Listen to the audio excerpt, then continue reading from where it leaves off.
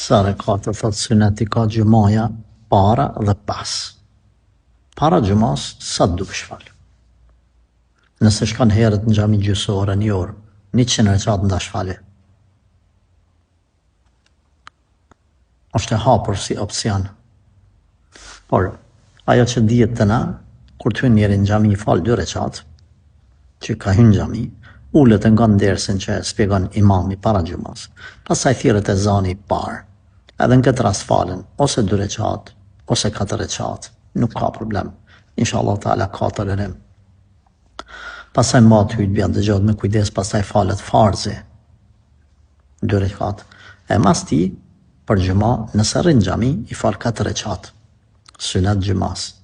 Nëse del prej xhamis, shkon në shtëpi ose në vendin e punës, edhe don mi fal atë, i fal veç 2 rekat atje, sepse suneti është më i vlefshëm jashtë xhamisë se sa në xhami. Pra, kjo është pjesë e xhumas, me që kaq ti edhe farzin edhe sunetin e ke bën tamam të xhumas.